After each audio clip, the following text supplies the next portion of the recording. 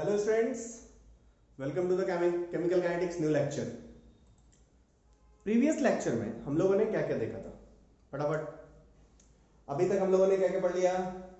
हम लोगों ने रेट पढ़ा, रेट का एवरेज, इंस्टेंटेनियस, ये सारा कुछ किया। उस पर ढेर सारे क्वेश्चंस किए। उसके बाद हम लोगों ने ऑर्डर, मॉलिक्युलरिटी, रेट लॉ का डिटेल स्टडी किया। Now we are going to study integrated rate laws. What is integrated rate law? पहले ये समझने की जरूरत है। ओके, आपने काइनेमेटिक्स चैप्टर पढ़ा था। आपने वहां पे कुछ कुछ पढ़ा था क्या? जैसे मान लो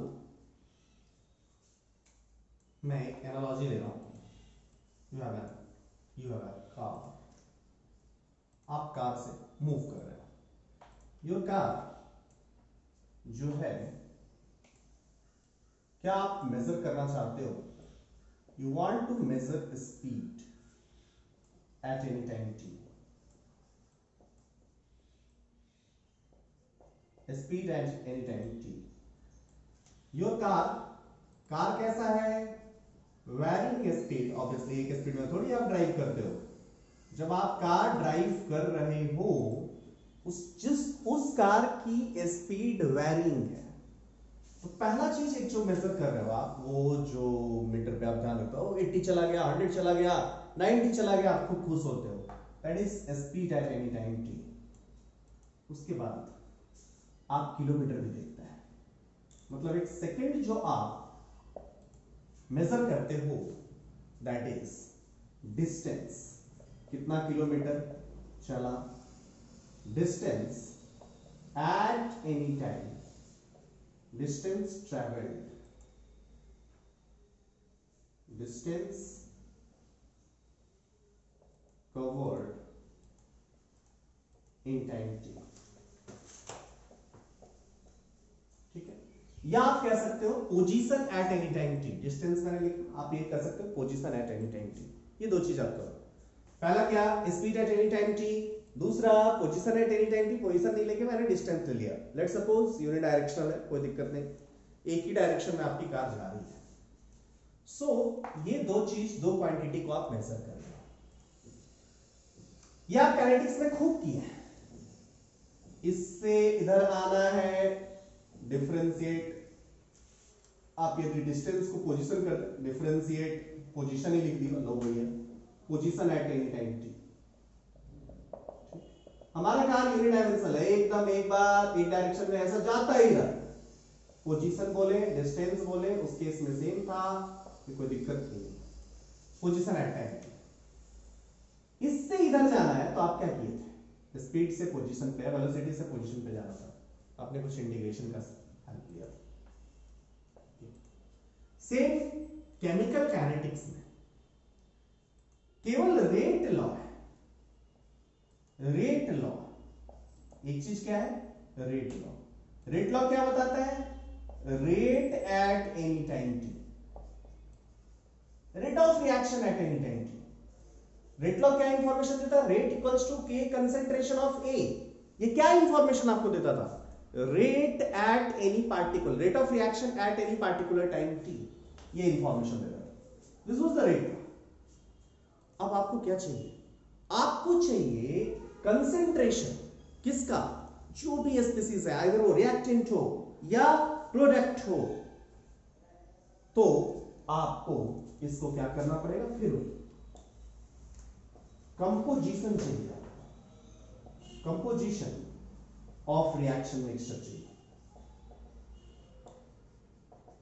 मैं इसका एनालॉजी दे रहा हूं। मतलब रेट है dr by dt, आपको r चाहिए, वैसे इधर dx by dt, स्पीड या velocity, and position x, dx by dt, r dr by dt minus dr by dt, जो भी बोले।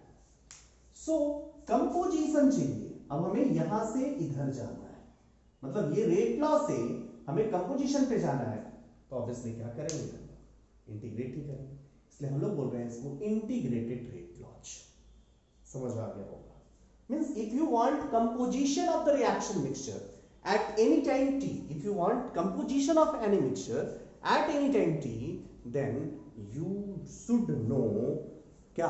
यू शुड नो क्या, rate laws, integrated rate laws. Understood और नॉट? क्लियर हो गया होगा आप सबका? ओके, सो पहला चीज जो आपके बोर्ड में भी पूछ सकता है, what is integrated rate law and its uses. So we want to clear this aspect. आपसे पूछा what is integrated rate law, board में क्वेश्चन पूछ सकता है, what is integrated rate law. आप क्या बताएंगे इंटीग्रेटेड रेट लॉ क्या है? सबसे पहले आपको ये बताना पड़ेगा, तो लिखेंगे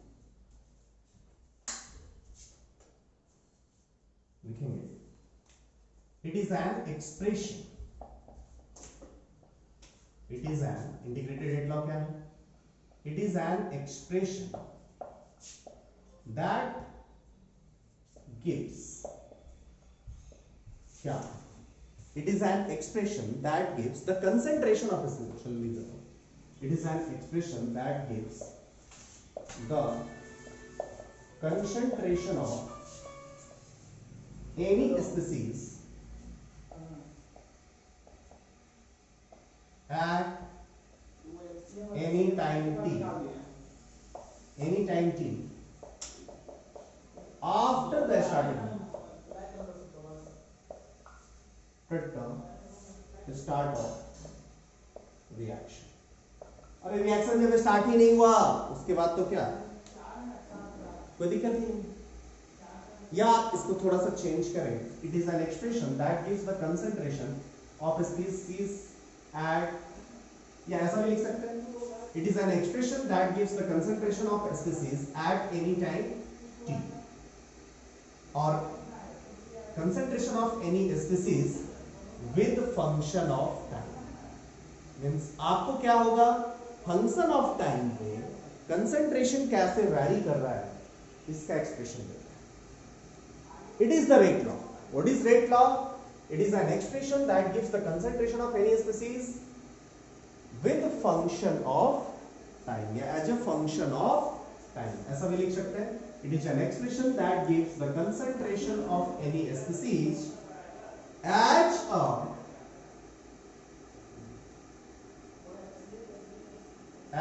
a function of time. It is an expression that gives the concentration of any species as a function of time. अब इसकी बात हुई भैया इसके यूज क्या है, आ रहे हैं बहुत कुछ इस पे बात करेंगे, लेकिन पहले इंटीग्रेटेड लॉ का, रेट लॉ का यूज क्या है। फर्स्ट यूज लिखेंगे, यूज फर्स्ट लिखोगे जल्दी। To predict the concentration of any species, to predict the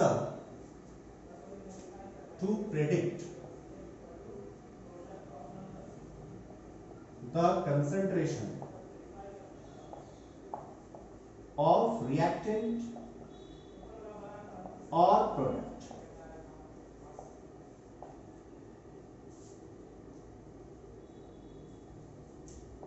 at any time after the start of reaction, after the start of reaction। आप कोई सा भी रिएक्शन है उसका किसी टाइम t पे जब रिएक्शन स्टार्ट हो गया है उसके बाद आपको कंसंट्रेशन चाहिए तो आप इसको यूज कर सकते हैं। सेकेंड इसका यूज है टू predict the, या to find the, predict से बेटर, find, predict नहीं है, एकदम exact value है, to find the rate constant, rate constant का वैल्यू फाइंड आउट करना है, हम लोग इंटीग्रेटेड रेट लॉस का यूज कर सकते हैं।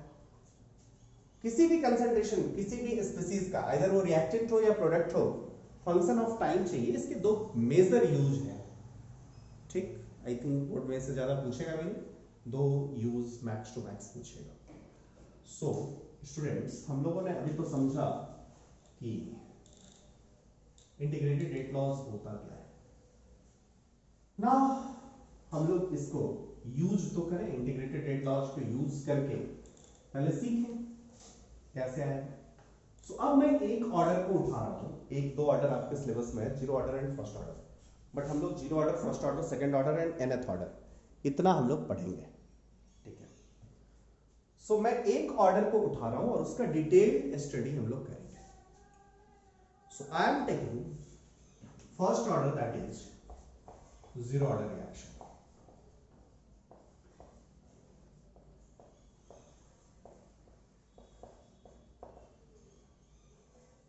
जीरो ऑर्डर रिएक्शन, हम इस जीरो ऑर्डर रिएक्शन का डिटेल्ड स्टडी करेंगे। चलिए,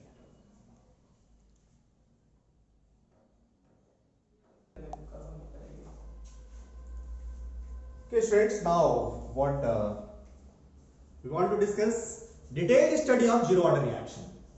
जीरो ऑर्डर रिएक्शन को अब हम लोग एक पकड़ते हैं, एक कोई केमिकल रिएक्शन उठाते हैं, क्या एग्जांपल होंगे नहीं होंगे ये सारा चीज हम लोग करेंगे। एक उठाया, इसका डिटेल्ड स्टडी करेंगे, that is zero order reaction study. उठाया क्या, रिएक्टेंट R है, इससे प्रोडक्ट P है।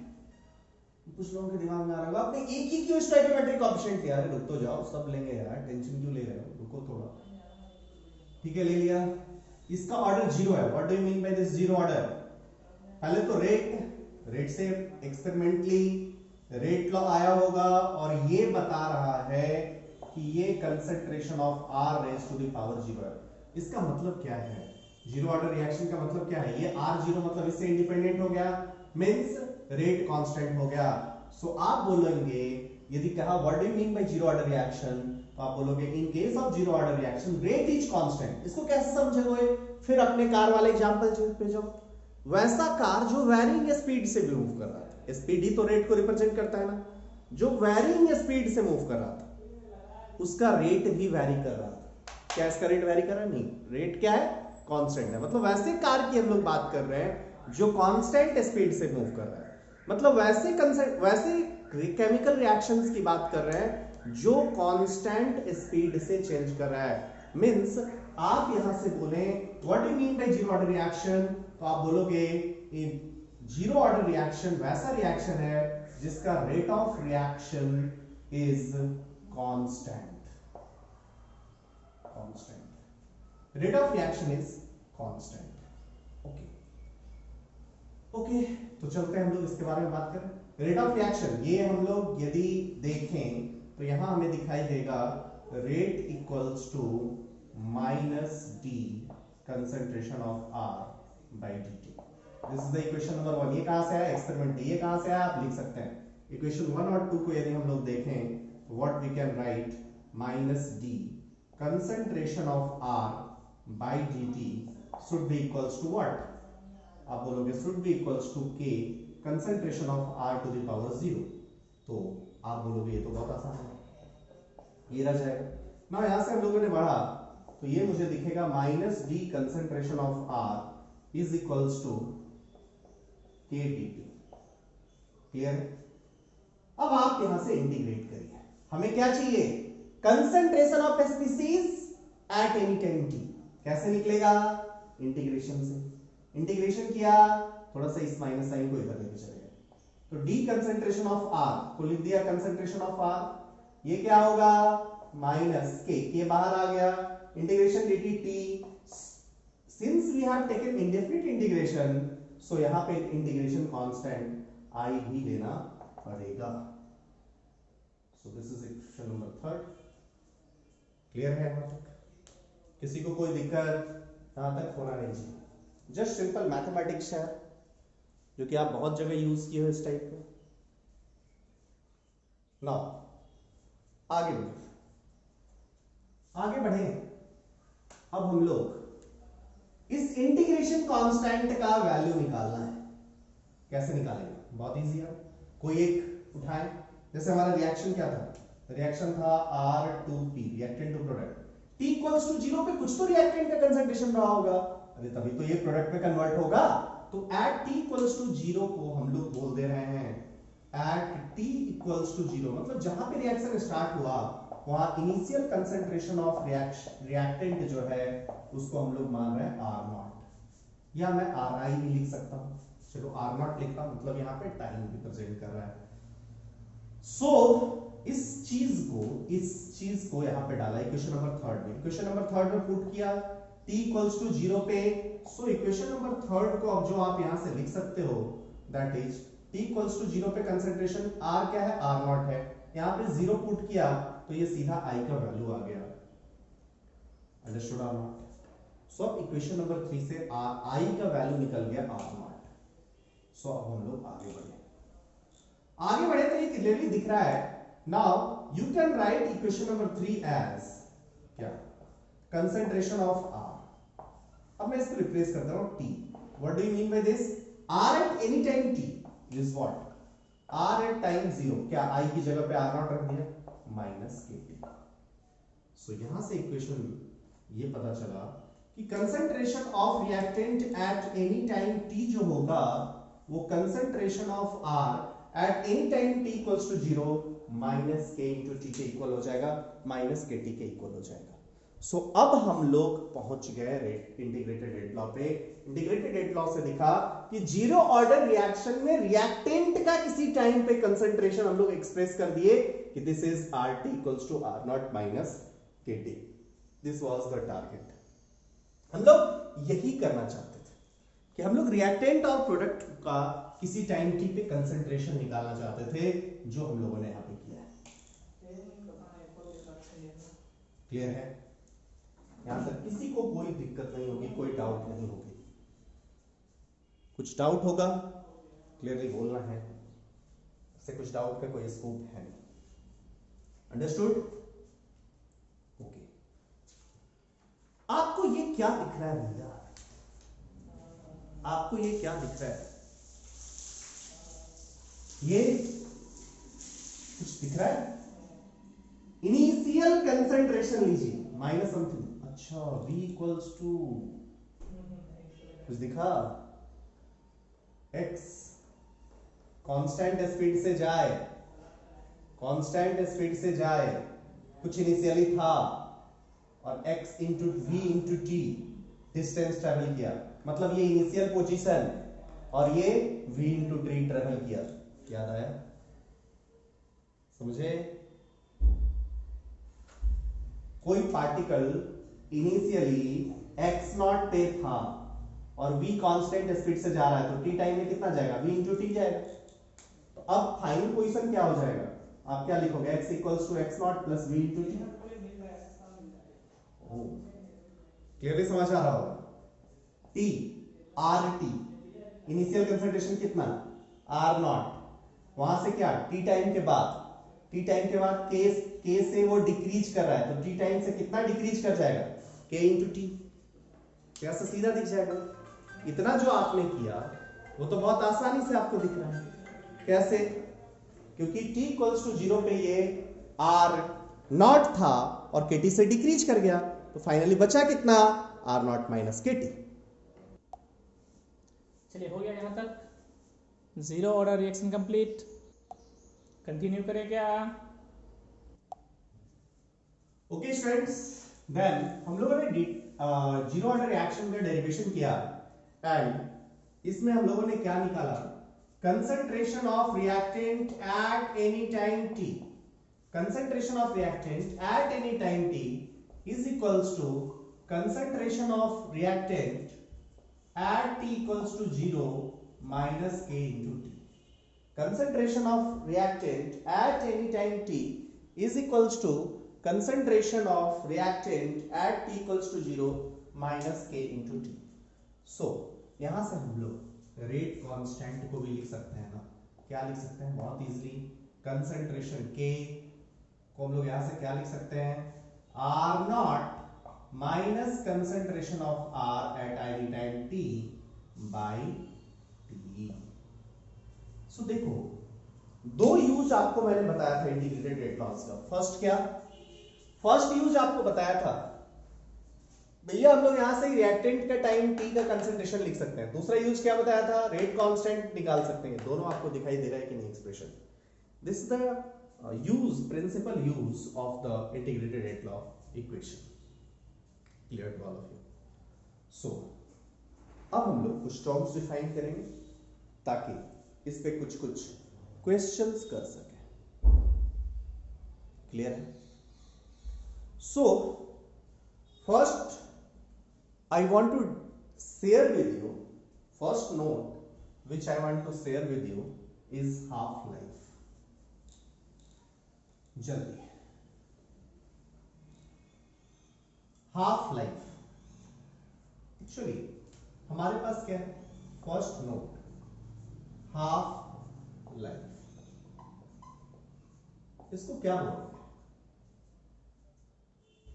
कैसे डिफाइन करेंगे हाफ लाइफ? आप बोलोगे मुझे जो ये दिख रहा है हाफ लाइफ, वो है हाफ लाइफ मतलब वो interval of time such that reactant का कंसंट्रेशन हाफ हो जाए। क्या डिफाइन करेंगे? इट इज डिफाइंड एज क्या होता है? इट इज डिफाइंड एज क्या? Interval of time, interval of time. क्या interval of time? It is defined as interval of time in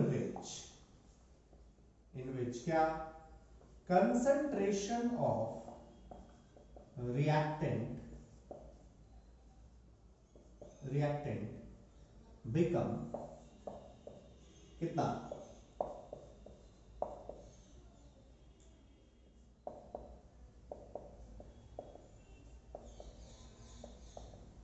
half of initial concentration.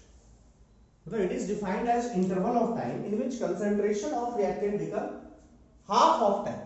मतलब इन हाफ टाइम, हाफ होने में reaction मतलब initial concentration का आधा concentration होने में जो टाइम इंटरवल लगे उस इंटरवल ऑफ टाइम को हम लोग बोलेंगे हाफ लाइफ। बहुत अच्छा है। जैसे हम लोग बात करें, हमारे पास फंक्शन है क्या? कंसंट्रेशन ऑफ आर का क्या है? वो r at any time t is equals to concentration of r naught minus k t. ठीक है, हमारे पास ये है। स्टूडेंट्स यदि यहां से समझना चाहें कि हाफ लाइफ को कौन सा इंटरवल ऑफ टाइम बोलेंगे, बहुत इजी है। यदि आप इस कंसंट्रेशन ऑफ आर को वाई एक्सिस पे प्लॉट करें और टी को एक्स एक्सिस पे प्लॉट करें, this one is now t axis and this one is concentration r axis। t equals to 0 पे r naught है और ये देख के ही आप कह दोगे ये y equals to mx plus c का फॉर्मेट है। यदि y equals to mx plus c का फॉर्मेट है, r naught y हो गया, ये वाला पॉइंट हो गया, this one is r naught। निकालना है, बहुत आसान है। t equals to 0 पे जो कंसंट्रेशन है वही इनिशियल कंसंट्रेशन है और यहां से डिक्रीज कर रहा है, कांस्टेंट स्पीड से डिक्रीज कर रहा है। ठीक है, कितने टाइम पे पूरा खत्म हो जाएगा? t इक्वल्स टू tc रख दीजिए, कॉम्प्लीशन टाइम। तो आप यहां से देखोगे कि rt 0 हो जाए, that is r not by k। मतलब ये वाला टाइम इंटरवल जो है ना, ये क्या है? r नॉट बाई k है। r not by k time के बाद ये पूरा खत्म हो जाएगा। हाफ लाइफ कौन सा टाइम है? जिसमें ये इनिशियल कंसंट्रेशन था, ये वाला टाइम इंटरवल को हम लोग क्या बोल रहे हैं? हाफ लाइफ बोल रहे हैं। ये वाला टाइम इंटरवल क्या है? मतलब आप बोलोगे इस टाइम को आप टी हाफ बोलो, तो at t equals to t half concentration of r t क्या हो जाना चाहिए? या आर टी हाफ जो होना चाहिए वो क्या हो जाना चाहिए? वो आर नॉट बाई 2 हो जाना चाहिए। इनिशियल कंसंट्रेशन का हाफ हो जाए at t equals to t half, इसी को हम लोग बोल रहे हैं concentration of r t half is r naught by 2। इसको इस वाले इक्वेशन में रख दें। हमारे पास अभी तक आई थिंक ये 5th इक्वेशन है और 5th इक्वेशन में यदि रख दें तो मुझे जो दिखेगा वो concentration of r at any time t। अब ये t हाफ वाला टाइम हो गया, that is r naught by 2 is equals to concentration of r naught minus k T half. ये क्लियरली आपको दिख रहा होगा। सो यहां से हम लोग टी हाफ का कंसंट्रेशन लिख सकते हैं। यहां से हम लोग टी हाफ क्या लिख सकते हैं? जो आपको दिख रहा है वही लिख सकते हैं। कितना आ जाएगा ये? आपको यहां से टी हाफ दिखेगा, दैट इज ये इधर आए, ये इधर आए, आर नॉट बाय 2k। सीधा दिखाई दे रहा होगा।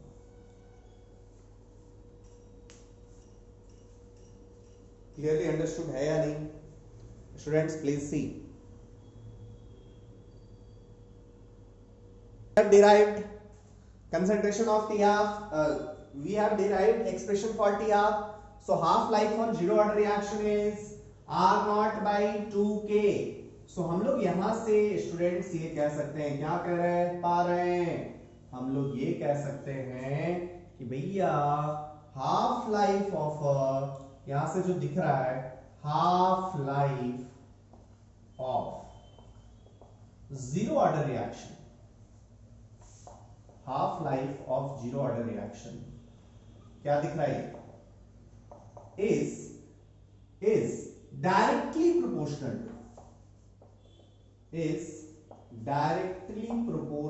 To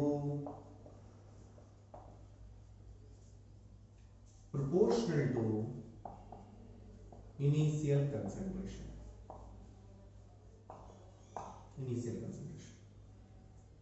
concentration of reactant. बड़ा इंपॉर्टेंट ऑब्जर्वेशन है और यहां से आप बहुत अच्छे क्वेश्चन सॉल्व कर सकते हैं। Half life of zero order reaction is directly proportional to initial concentration of reactant. कैसे? यहां से अच्छे क्वेश्चंस जो मैंने बोला कि आप सॉल्व कर सकते हैं, वो कैसे सॉल्व कर सकते हैं जरा देखिए।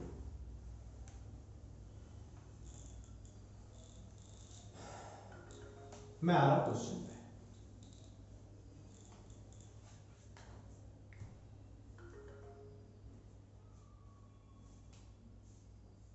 Question 1, half life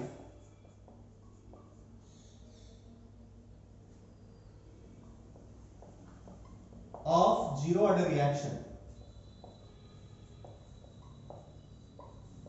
half life of zero order reaction, half life of a zero order reaction is 100 minutes. Calculate time required to complete 75% of reaction. This is the question. Half life of a zero order reaction is 100 minutes. Calculate time required to complete 75% of reaction.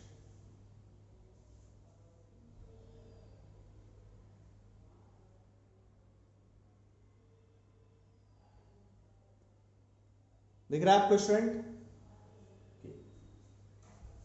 Half life of a zero order reaction जो दिख रहा है वो दिख रहा है 100 minute. Calculate time required to complete 75% of the reaction. बहुत easy है। तो ये कैसे? अरे यार बहुत इजी तो है ही।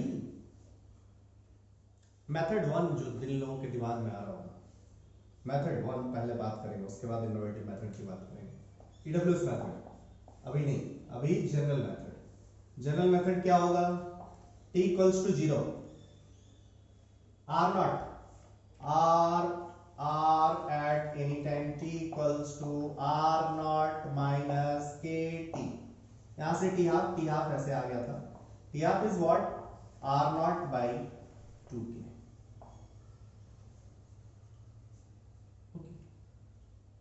t half कितना दिया हुआ है? 100 equals to r naught by 2k। आपको चाहिए क्या? 75% कंप्लीट होने में r, कंसंट्रेशन ऑफ r, ये क्या है? 3/4 कंप्लीट हो जाए। r नॉट ही रहेगा माइनस k, और t की जगह पे t रिक्वायर्ड होना चाहिए। अंडरस्टूड और नॉट? क्लियर है? इसका वैल्यू चाहिए 75% कंप्लीट होने, मतलब r 3/4 कंप्लीट हो जाए तो बचाएगा कितना? आप बोलोगे ये r नॉट बाई 4 होगा। अरे 75% कंप्लीट हो जाए मतलब 3r नॉट बाई 4 खत्म हो गया ना। रिएक्टेंट से प्रोडक्ट का फॉर्मेशन हो रहा था और 75% कंप्लीट हो जाए, 75% कंप्लीट हो जाए, मतलब ये इनिशियली R0 था, उसका 75% कंप्लीट हो गया, रिएक्ट कर गया, तो 3R0 बाई रिएक्ट तो कर गया ना, बचा कितना R0 बाई 4, R0 बाई 4 बचा हुआ है, R0 बाई 4 बचा हुआ है, R0 माइनस KT बचा, ये हुआ। सो यहां से आप डिफाइन कर सकते हो कि KT is what, KT is what, आप बोलोगे KT इज 3R0 बाई 4, तो कहोगे ये भी तो लिख ही सकते थे, अभी तो आपने बताया था। हाँ बताया था, आप कितना फास्ट यूज कर पाते हैं, I have given you ideas, you have to use it fast. T आपको निकालना है, t is what 3R0 by 4 into k का वैल्यू सब्स्टिट्यूट कीजिए, you will get answer. 4k is equals to, यहां से देखो तो 100 बाई समथिंग कुछ आ जाएगा, मुझे ये नहीं आता, मैं इस तरीके से कभी सॉल्व नहीं करूंगा। यदि आप इस तरीके से सॉल्व करते हैं तो बेवकूफ है। What you will do then? Yes, I will do something innovative. क्या? Easily यार, see ना। अभी हमने पढ़ा कि T half is directly proportional to initial concentration। किसी के पास कोई इनोवेशन मेथड है, शेयर करो। इनोवेटिव मेथड है, शेयर करो, वीडियो पॉज करेंगे, सुनेंगे आपकी। लेट्स सपोज इनिशियली 100 था, कोई दिक्कत नहीं। हाफ लाइफ मतलब 100 से 50 का होना, ये 100 मिनट, ये वाला दिया था 100 मिनट। अरे क्लियर ना? अब 75% कंप्लीट हो जाए, मतलब कितना 25 हो जाए, 75 रिएक्टिव प्रोडक्ट में कन्वर्ट हो गया, 75% मतलब इनिशियली 100 था और 75% कंप्लीट हो जाए, मतलब बचा कितना 25, तो 100 से 25 जाने वाला टाइम रिक्वायर्ड है, ये वाला टाइम रिक्वायर्ड है और ये वाला टाइम दिया है। क्लियर? पहला आपने 100 से 50, 100 मिनट।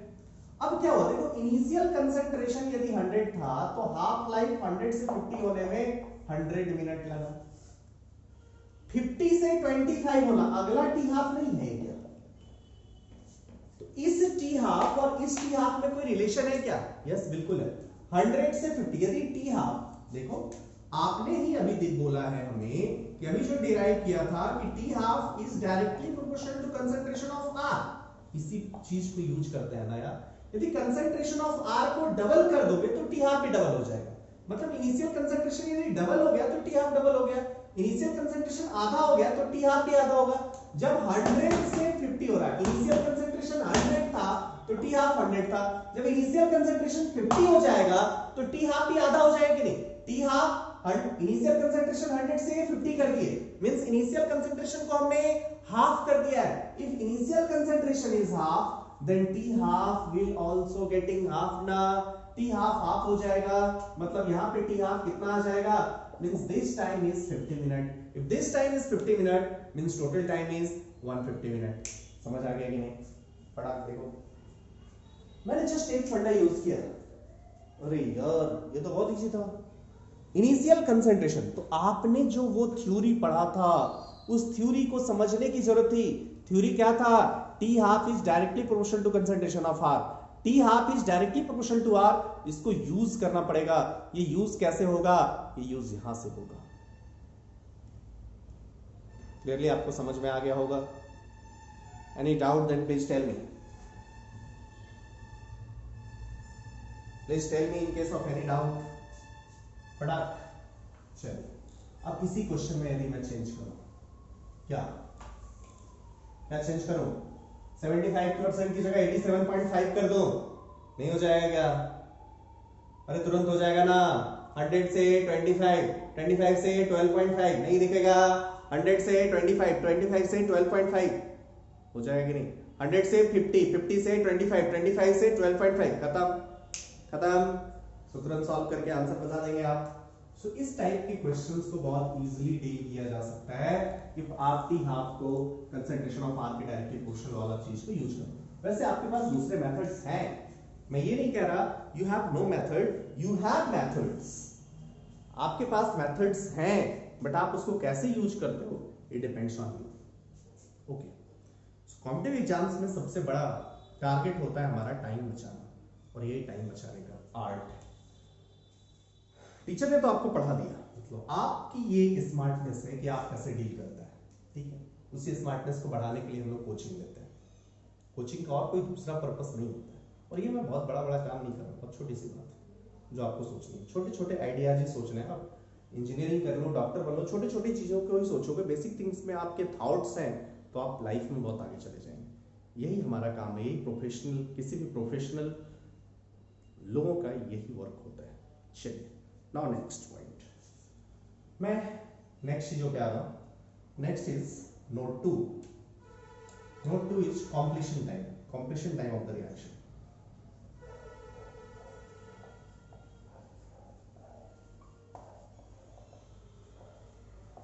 बहुत आसान है। completion time क्या, रिएक्शन जितने टाइम में कंप्लीट हो जाए, कंप्लीट होने वाले टाइम को ही तो completion time बोल रहे हैं, TC। इस टाइम को हम लोग क्या बोल रहे हैं, completion time।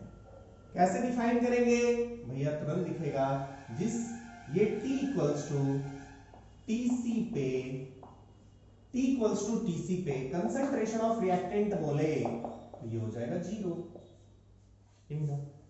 जस्ट इसको सब्स्टिट्यूट कीजिए। हमारे पास क्या है, R at any time T is initial concentration of this minus kT। कोई दिक्कत है क्या? चलिए, RT हो जाए 0, R नॉट ही रह गया, माइनस के, T की जगह TC रख दिया, तो TC इक्वल्स टू यहां से दिख गया, that is R not by K। मतलब कॉम्प्लीशन टाइम आपको दिख रहा है क्या, ट्वाइस T हाफ दिख रहा है ये। अरे यार, कहोगे गजब आप बकवास करते हो। आपने ही आज के क्लास के स्टार्टिंग में एक एनालॉजी बताया था। क्या एनालॉजी बताया था, zero order reaction is just like a car which is moving with constant speed. Zero order reaction is just like a car moving with constant speed. यदि डेस्टिनेशन 100 किलोमीटर का है, 50 किलोमीटर में time t लग रहा है, तो constant speed से move कर रहा है, तो अनदर 50 किलोमीटर में भी टाइम t लगेगा ना। सो ऑब्वियसली t हाफ दोनों टाइम होगा, सो कॉम्प्लेक्शन टाइम 2t हाफ ही होगा। क्लियरली आपको समझ में आना चाहिए, अंडरस्टूड और नॉट, ये पॉइंट को आप समझ गए। Now next point which I am going to discuss with you. So अभी आपको मैंने ग्राफ से भी दिखाया था, अभी मैंने ग्राफ बनाया था concentration of R versus T का, और ग्राफ से आपको दिखाया था ये वो पॉइंट है TC, कॉम्प्लीशन टाइम वाला पॉइंट, और ये T हाफ होगा। आपको टेंस होने की बिल्कुल भी जरूरत नहीं, ये हाफ है। सो आप कॉम्प्लीशन टाइम का भी कॉन्सेप्ट समझ गए। चलिए, now next note 3।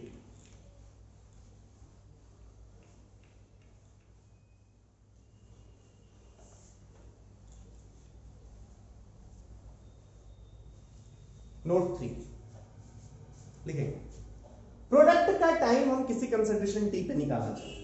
Let's suppose if you have the reaction, note 3 आपको डिस्कस करना है। आपके पास रिएक्शन है क्या, R2P, रिएक्टेंट से प्रोडक्ट हमको जाना है। चलिए, reactant to product you have to go, and कुछ इनिशियल कंसंट्रेशन था, आपको उस कंसंट्रेशन से बढ़ाना है, यही ना, बोलिए।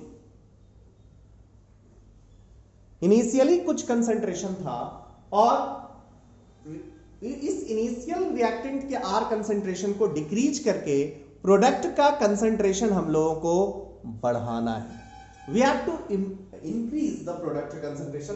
तो प्रोडक्ट का कंसंट्रेशन टाइम के साथ कैसे बढ़ रहा होगा, इस बात को हम लोग डिफाइन करना चाहते हैं। इस बात को डिफाइन करने का दो तरीका है। पहला तरीका जो ऑब्वियसली मैथमेटिक्स की बात होगी, चलिए हम लोग थोड़ा कर ही लेंगे। कैसे, हम इस रिएक्शन को देख के चीख के कहते, रेट लॉ में हिसाब से रेट जो डिफाइन होता, that was minus dr by dt और इसी रिएक्ट को डिफाइन करते d concentration of p by d T define करते कि नहीं करते? आर के टर्म्स में रेट को डिफाइन करते minus d r by d t और इसको डिफाइन करते d concentration of p by d t और फॉर जीरो ऑर्डर रिएक्शन ये के लिखा क्योंकि concentration of r raise to the power zero करते और जब concentration of r raise to the power आप जीरो करते तो वो वैल्यू क्या हो जाता? वो concentration of r raise to the power zero वाला तो वैल्यू आपका 1 हो जाता। ओके, सो ये एक्सप्रेशन है आपके पास। अभी आपने इन दोनों एक्सप्रेशन को सॉल्व किया, ये वाला भी एक्सप्रेशन सॉल्व कर सकते हैं। D concentration of p by d t is equals to k लिख सकते हैं, लिख सकते हैं कि नहीं? सो आप इस इक्वेशन को सॉल्व कीजिए, बहुत इजी है।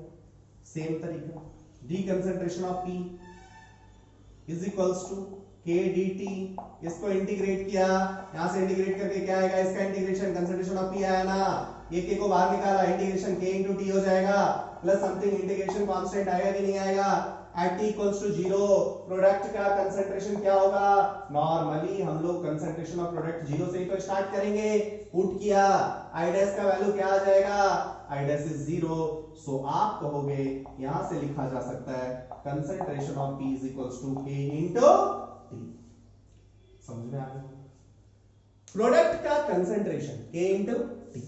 Very good. नाउ आप कहोगे ये तरीका से तो मैंने कर लिया, मुझे कुछ और दिखाइए। अरे यार, ये कितना कितना रिएक्टेंट प्रोडक्ट में कन्वर्ट हुआ। आपने इसको क्या बोला था initially? t equals to zero पे, t इक्वल्स टू जीरो पे ये क्या था?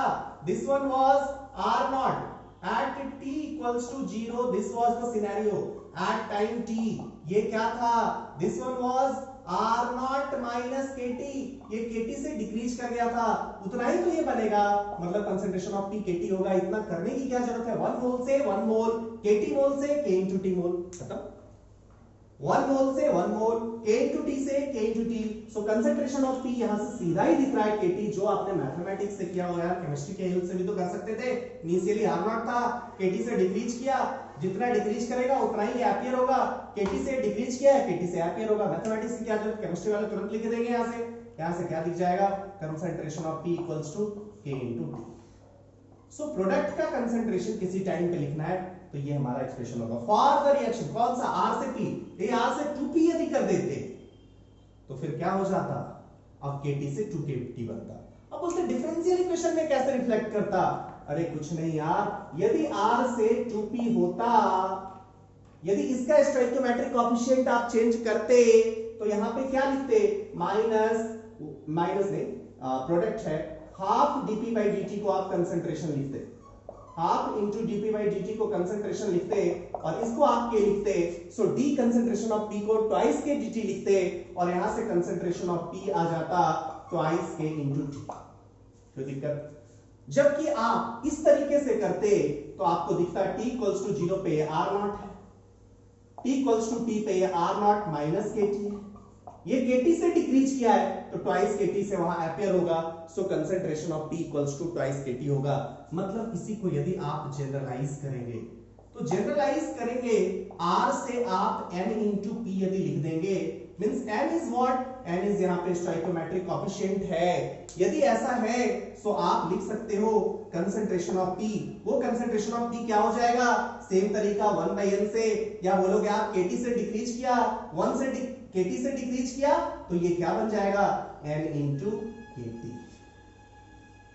You can write down concentration of product किसी भी रिएक्शन में, n कुछ भी हो।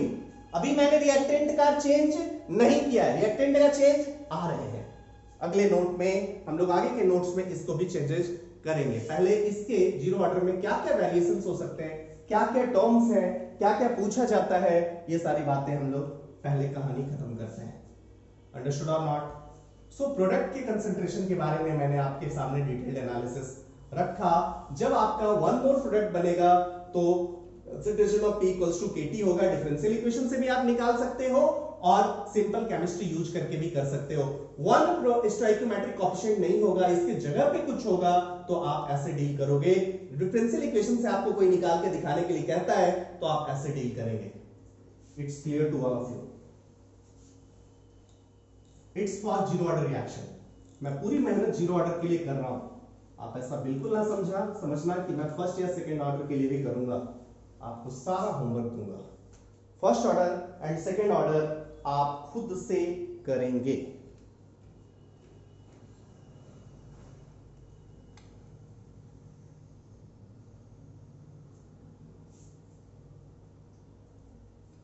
Now next notes. Now come to next note. Next note is graphs. Fifth note, graphs.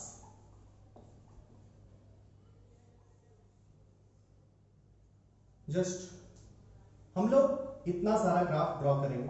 कौन सा? पहला rate versus concentration of reactant, second rate versus time, third dr by dt versus concentration, fourth dr by dt versus time, fifth concentration of P versus time, sixth will be concentration of R versus time,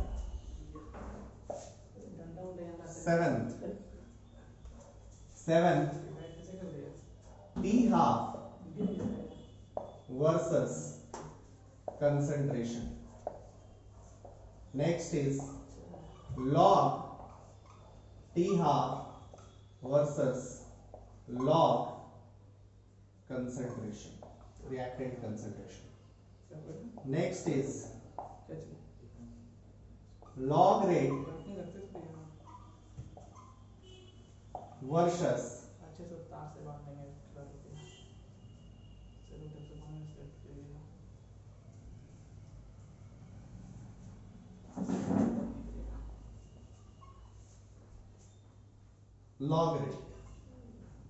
log rate versus log R इसलिए हो जाएगा। इतना सारा हम लोग को graph draw करना है। इसके बाद भी कुछ आ सकता है। इतना ग्राफ ड्रॉ करने का यदि हम लोगों ने तरीका सीख लिया तो आई थिंक कि सारा तरीका हमें आ जाएगा। चलिए, क्लियरली आपको दिख सकता है rate versus r, rate versus time, dr by dt versus r, dr by dt versus t, concentration of p versus t, concentration of r versus t, t half versus r, log t half versus log r, log rate versus log r। जैसे भी आपको करना है आप बहुत सारा कर सकते हैं। कुछ मैं डिस्कस करूंगा, कुछ लाइव क्लास में डिस्कस करूंगा। रेट वर्सेस r डिस्कस करूंगा, r वर्सेस t डिस्कस करूंगा एंड ये डिस्कस करूंगा। ये तीन हम लोग डिस्कस करेंगे, बाद बाकी लाइव क्लास। एक जीडी ले लेते हैं। चलिए, पहला अभी हम लोग जीरो ऑर्डर के लिए सारा ग्राफ ड्रॉ करेंगे। अब जीरो ऑर्डर के बाद आप फर्स्ट ऑर्डर में आओ, सेकेंड ऑर्डर में आओ, आपको ग्राफ बनाना है, कोई प्रॉब्लम नहीं, आप खुद से ड्रॉ करेंगे। उसमें जो स्टेप्स फॉलो करेंगे, स्टेप 1 करना क्या है, पहले आपको फंक्शन डिटरमाइन करना है जिसका ग्राफ बनाना है। फंक्शन डिटरमाइन करना है, जैसे रेट वर्सेस कंसंट्रेशन आर का ग्राफ बनाना है। कोई बात नहीं, पहले खोजो जीरो ऑर्डर में रेट और आर में कोई रिलेशन था। Rate equals to k concentration of r raise to the power zero. Equation दिखा। अब ये इक्वेशन दिखा तो इससे तो इंडिपेंडेंट हो गया ना, मतलब रेट इक्वल्स टू के। आप बोलोगे रेट इज स्पीड, ना स्पीड तो हमेशा कांस्टेंट था। किस कोई सा भी आप पोजीशन ले लीजिए, स्पीड कांस्टेंट था। इधर रेट एक्सिस हो गया और इधर कंसंट्रेशन एक्सिस हो गया। एक्चुअली रेट क्या होगा, कांस्टेंट होगा and it is equal to k. समझ में आ गया? पहला वाला ग्राफ क्लियर है, फर्स्ट ग्राफ क्लियर है। Next is concentration of R versus T. Concentration of R versus time.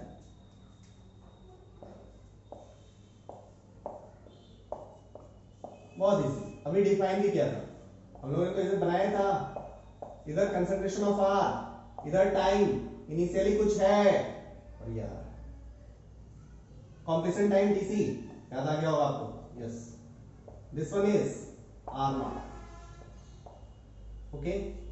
और यदि आप इसको tan थीटा ले लो तो इसका स्लोप क्या हो जाएगा, tan theta is equals to k. जैसे ही ये मैं लिखता हूं कुछ लोग कहते हैं अरे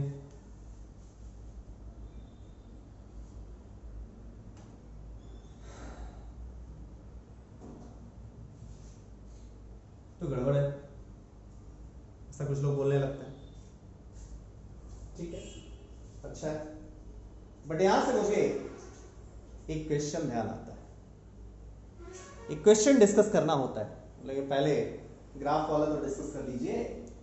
हाँ, ग्राफ वाला आप भी तो डिस्कस करेंगे, आप भी तो बोलेंगे, है कि नहीं। चलिए इस पे एक क्वेश्चन लेंगे, पहले थोड़ी सी ग्राफ को निपटाना है। चलिए ग्राफ को निपटाना है,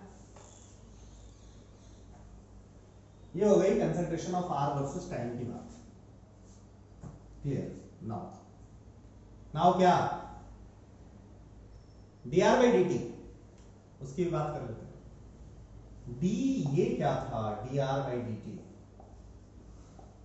वर्सेस कंसंट्रेशन ऑफ आर, ये कैसे, ये आपने कोई रिलेशन पढ़ा था, यस, क्या, रेट इक्वल्स टू के, rate was what, minus dr by dt, rate की जगह क्या लिख दिया, माइनस dr बाई dt, इसको क्या लिखा, के, सो dr बाई dt क्या आ गया, dr by dt is minus के। यदि dr बाई dt माइनस के आया, मतलब x इस एक्सिस पे dr बाई dt रख सकते हैं, इस एक्सिस पे आप कंसंट्रेशन ऑफ r रख सकते हैं। क्या दिख रहा है, ये negative, because k is positive, so इसका वैल्यू क्या हो जाएगा, माइनस के।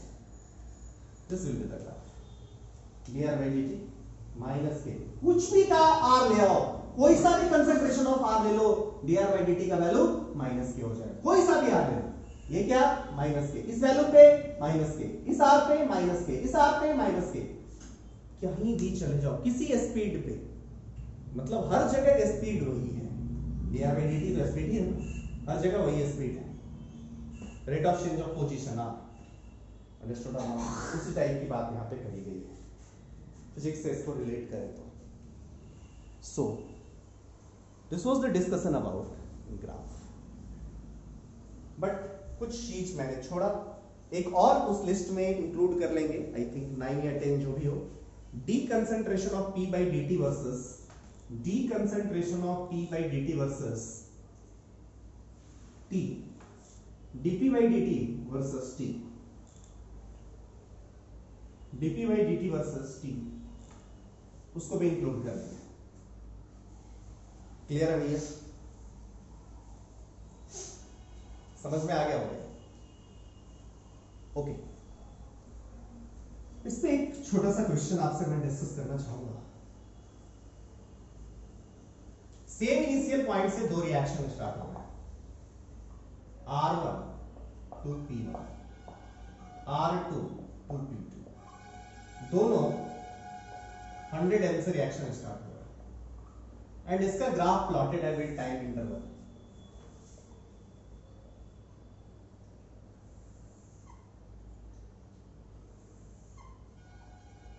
इसका K1 है, इसका K2 है, ये R1 है and this one is R2. You have to find out option A, K1 greater than K2, option B, K1 less than K2, option C, K1 equal to K2, option D, can't predict, data insufficient, can't predict। फटाफट क्या कह रहा है, दो reaction है, दोनों ही zero order reaction है, this one is zero order, इसका भी जीरो ऑर्डर रिएक्शन, ठीक है। अब ये जीरो ऑर्डर रिएक्शन है, आपको बोला इधर concentration of r n versus time है। वाई आर एन 1 और 2 दोनों के लिए है। ये वाला ग्राफ R1 के लिए, ये वाला ग्राफ R2 के लिए। इसके लिए K1 एंड K2 जल्दी फटाफट फटाफट फटाफट रिस्पॉन्स रिस्पॉन्स आना चाहिए भैया। क्या दिख रहा है?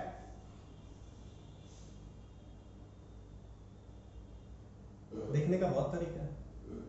कुछ लोग tan थीटा से सोच रहे हैं, बहुत मेहनत कर रहे हैं, बहुत मेहनत करके सोच रहे हैं। अरे ये आप आज का क्लास ना बहुत बेस्ट किए। आपने आज की क्लास के आइडियाज या मैंने जो बोला उसको कान से इधर से सुना और इधर से निकाल दिया। अरे ये क्लियरली दिख रहा है भैया, आपको मैंने बार बार बोला है कि KT से डिक्रीज किया, T टाइम में KT से डिक्रीज किया, T टाइम में ये भी KT से डिक्रीज किया, T टाइम में ये भी KT से डिक्रीज किया। इनिशियल कंसंट्रेशन दोनों का सेम था। मतलब ऐसा सोचो कि दोनों सेम डिस्टेंस ट्रेवल करना था। जो कार फास्टर मूव किया, जो पहले पहुंचा वही कार फास्टर मूव किया ना। पहले कौन पहुंचा? जिसका कंप्लीशन टाइम कम है, K2 वाला पहले पहुंचा, K1 वाला बाद में पहुंचा। मतलब K2 ऑलवेज, K2 बड़ा। tan थीटा से भी सोचिए, tan थीटा से भी सोचेंगे, यू कैन से जो पहले पहुंचा है यहां θ1 और यहां θ2। कुछ लोगों को ऐसे नहीं दिख रहा है, थोड़ा और इधर वाला बनाओ ना तो थीटा आपको ज्यादा दिखेगा। यहां से नहीं दिख रहा है तो दिखेगा tan थीटा ज्यादा, tan थीटा ज्यादा तो K ज्यादा। तो जस्ट मैंने जो पिछला चीज आपको पढ़ाया उसका एक सिंपल सा क्वेश्चन आपके सामने रख दिया, प्रेजेंटेशन आपको दे दिया। ये आपको सोचना चाहिए। नहीं सोच पा रहे देन यू शुड थिंक आपका कंसंट्रेशन पावर कम है, टीचर के साथ आप कनेक्ट नहीं हो पा रहे हो। आपको टीचर के साथ कनेक्ट होना पड़ेगा, टीचर जो बोले वो आपको समझना पड़ेगा और टीचर की बात को अप्लाई करने सीखना होगा। इसमें आपको कंसंट्रेशन को और बढ़ाने की जरूरत है। नाउ नेक्स्ट आगे बढ़ने की जरूरत है। जीरो ऑर्डर इजी ऑर्डर है, फर्स्ट ऑर्डर में डिस्कशन ज्यादा होता है, जीरो ऑर्डर में कम डिस्कशन होता है। Next note I think 5th या 6th जो भी चल रहा हूं, आई थिंक ये 6th होगा। Next note unit of K, unit of K for zero order. देखो मैंने पहले भी आपसे बताया था कि K का ऑर्डर, K का यूनिट जीरो ऑर्डर पे डिपेंड करेगा। बहुत सारी चीज है जहां पे रेट कांस्टेंट आप बता सकते हो। कैसे? हाफ लाइफ से रेट कांस्टेंट बता सकते हो, ग्राफ से रेट कांस्टेंट बता सकते हो, tan थीटा खत्म, K का वैल्यू बता सकते हो। और एक और तरीका है, K का यूनिट देख के भी आप रिएक्शन का ऑर्डर बता सकते हो। K का ग्राफ दिया तो आप बता सकते हो कि क्या K का यूनिट होगा दिस दैट, K के बारे में इंफॉर्मेशन बता सकते हो। K का यूनिट देखा ऑर्डर बता सकते हो। मतलब ऑर्डर जीरो ऑर्डर है, इस बात को यदि बताना है तो जीरो ऑर्डर ग्राफ से भी बता सकते हो, जीरो ऑर्डर K के यूनिट से भी बता सकते हो। ये दो तरीका आपके पास अभी तक तो है, आगे हम लोग ऐसे समराइज करेंगे हाउ टू डिफाइन ऑर्डर। चलिए इधर देखिए, मुझे जो दिख रहा है जीरो ऑर्डर, जीरो ऑर्डर के लिए मुझे जो दिखा -dr/dt is equals to K concentration of R raise to the power 0, ये दिखा। मतलब मुझे जो यहां से दिखा है that is -dr/dt is equals to K, ये दिखा है। यदि ये -dr/dt is equals to K आ रहा है, मतलब K का यूनिट निकालना है तो इसका यूनिट निकालें, नेगेटिव का तो कोई मतलब नहीं है। एंड R कंसंट्रेशन है, सो यूनिट ऑफ K क्या हो जाएगा, क्या हो जाएगा? अब बोलोगे कंसंट्रेशन टाइम इनवर्स, कंसंट्रेशन का यूनिट टाइम इनवर्स, मतलब मोल पर लीटर पर सेकेंड, मोल पर लीटर पर मिनट, m पर मिनट, m पर सेकेंड, m पर आवर, ऐसा कुछ देखेंगे। मतलब कंसंट्रेशन बाय टाइम का कुछ डायमेंशन देखेंगे, मतलब समझ जाएंगे it is zero order reaction. जैसे देगा A, फिर K का वैल्यू देगा, मतलब K का वहां पे आप यूनिट चेक करोगे, जैसे ही आपको यूनिट दिखाई देगा this one is the unit, K का यूनिट देखोगे बस कह दे रहोगे। अब कोई जरूरत नहीं है, किसी को कुछ कहने की जरूरत नहीं है कि ये ऑर्डर क्या है, आपको पता चल जाएगा ये जीरो ऑर्डर है, फर्स्ट ऑर्डर है, सेकंड ऑर्डर है। K का वैल्यू देखोगे, कि आज के बाद कभी भी आप क्वेश्चन नहीं करोगे what is the order of the reaction sir, हम क्या फॉर्मूला लगाएं, ये सब क्वेश्चन कहोगे टांगे तोड़ देंगे। ये क्वेश्चन बिल्कुल अटपटा होगा। मतलब आपने के का पूरा वैल्यू विद यूनिट देखा, आप तुरंत कह पाओगे कि के का यूनिट यही है, के का यूनिट ये है, मतलब ऑर्डर ये होगा। अंडरस्टूड और नॉट? क्लियर है? So this discussion is also required for zero order reaction. अभी तक की बातें आपको समझ में आई होंगी। क्लियर है भैया? Now next note,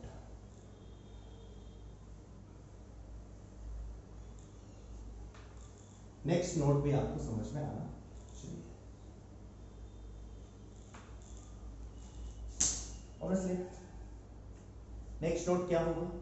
let suppose आपने क्या किया, कहा एन आर से पी किया। आप लोग पहले परेशान हो रहे थे, अरे नहीं रिएक्टेंट आर है तो ठीक है, यदि इसका स्टोइकियोमेट्रिक कोएफिशिएंट चेंज कर दिए तो क्या? लीजिए ना, यही ना आप करना चाहते थे, इस पे भी सारी कहानी कर ही लेते हैं। रेट जो आप लिखोगे एक्सपेरिमेंटली तो यही आएगा, K N concentration of R to the power 0। बोलो पक्का ना? अच्छा यहीं पे समझ आया कि जीरो ऑर्डर इज एलिमेंट्री और कॉम्प्लेक्स। क्या इसका मॉलिक्यूलरिटी देख के आप बता दोगे किसका ऑर्डर है? नहीं, आप समझ ही रहे हो, मैंने पहले भी लिखवाया था zero order is a complex reaction. Okay, note 8 में लिख ही लेना zero order is a complex reaction, फिर से लिख लेना, इसमें क्या बात? अंडरस्टूड और नॉट? चलिए, सो यहां से दिखेगा रेट का एक्सप्रेशन क्या लिखेंगे आप? -1/n dr/dt, this would be equals to what? K. यहां से क्या दिखेगा? dr, d concentration of r, this would be equals to -nk dt। अब आप इंटीग्रेट कर पाएंगे, इंटीग्रेट किया सो यहां आ गया concentration of r, minus sign को बाहर निकाला, -kn dt, ये आ गया this plus something i equals to 0। Sir वैसे ही किया, सो आपको जो दिखेगा वो expression r0 minus kn dt दिखेगा कि नहीं? क्लियर है?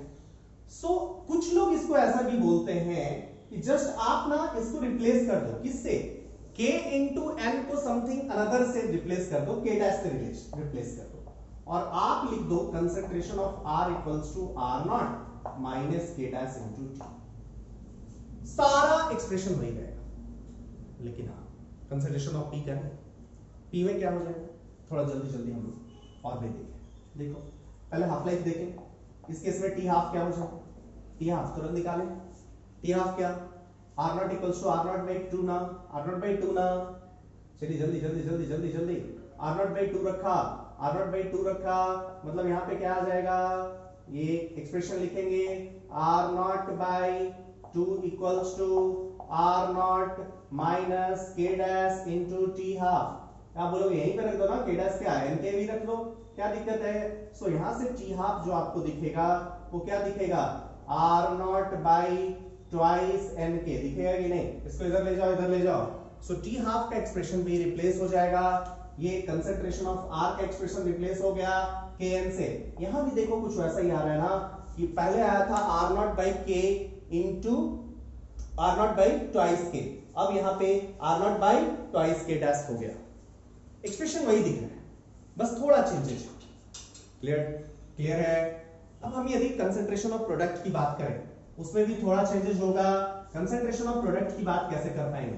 वो भी बहुत इजी है भैया। कंसंट्रेशन ऑफ प्रोडक्ट यहां से क्या दिखेगा? dp/dt, दोनों मेथड से देखो क्लियरली आपको दिखाई देगा। Rate is what? dp/dt, यहां से dp/dt k दिखेगा, कंसंट्रेशन ऑफ प्रोडक्ट आपको k into t दिखेगा, इंटीग्रेशन कांस्टेंट का वैल्यू 0 दिखेगा। आप केमिस्ट्री वाले मेथड से भी करिए तो मैथमेटिक्स से हुआ, केमिस्ट्री वाले मेथड से भी कहें तो ये चीख चीख के कह रहा है कि nk, ओहो ये dt में nk into t, dt का इंटीग्रेशन, सो nk into t से ये डिक्रीज कर रहा है, n मोल से ये 1 मोल बनेगा, n मोल से 1 मोल बनेगा, 1 मोल से 1/n बनेगा, n के इंटू टी से कितना मोल बनेगा, आप बोलोगे ये kT बनेगा। सो कंसंट्रेशन ऑफ P kT ही होना चाहिए ना। सो प्रोडक्ट का कंसंट्रेशन भी आपको K इंटू टी दिखाई देगा, इसमें कोई डाउट आपको नहीं होना चाहिए। सो यदि आपने stoichiometric coefficient of reactant change किया तो कहां कहां चेंजेस आया, रिएक्टेंट के कंसंट्रेशन में चेंज आया, टी हाफ के एक्सप्रेशन में चेंज आया, और प्रोडक्ट में भी आपको चेंज दिखाई दिया। अच्छा, मतलब ये क्लियर हुआ। अभी थोड़ी देर पहले मैंने प्रोडक्ट में स्टोइकियोमेट्रिक कोएफिशिएंट चेंज किया था, उसमें आर में कोई चेंज नहीं आया था, रिएक्टेंट वाले एक्सप्रेशन में कोई चेंज नहीं आए थे, केवल प्रोडक्ट वाले कंसंट्रेशन में चेंज आया था, प्रोडक्ट के एक्सप्रेशन में चेंज आया था। जब मैंने रिएक्टेंट का स्टोइकियोमेट्रिक कोएफिशिएंट चेंज किया, यहां पे क्या आपको दिखा, रिएक्टेंट के एक्सप्रेशंस में तो चेंजेस दिखाई दिए, बट प्रोडक्ट के एक्सप्रेशन में कोई चेंजेस दिखाई नहीं दिया। मतलब आप अपनी बातों को समराइज कर सकते हो। आप स्टोइकियोमेट्रिक कोएफिशिएंट को चेंज करना चाहे तो दो ही साइड तो आपके लिए पॉसिबल है, इधर चेंज करोगे या इधर चेंज करोगे। यदि इधर चेंज किया तो रिएक्टेंट के सारे एक्सप्रेशन को रिप्लेस कर दो, के की जगह एन के रख दो, सारा एक्सप्रेशन वही मिलता चला जाएगा। यदि प्रोडक्ट के साइड किया, प्रोडक्ट का तो एक ही आपने निकाला है ना कंसंट्रेशन, वो केटी से निकल के एन केटी हो गया। सो स्टोइकियोमेट्री इधर उधर किया ना, टेंशन दिमाग में बिल्कुल नहीं लेना है, एकदम इजी है, तुरंत आप सोच पाओगे। जस्ट जब आप एक स्टोइकियोमेट्री के लिए जानते हो, वन था उसके लिए सारी चीजें कर रहे हो, तो आप कोई सा भी स्टोइकियोमेट्री दे दे, सारा चीज आप आसानी से डील कर सकते हैं, कोई प्रॉब्लम की बात नहीं है for zero order reaction. Clear है भैया? तो आपको समझ में आ गया।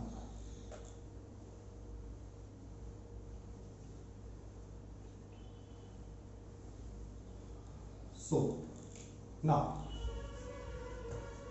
moving to next part.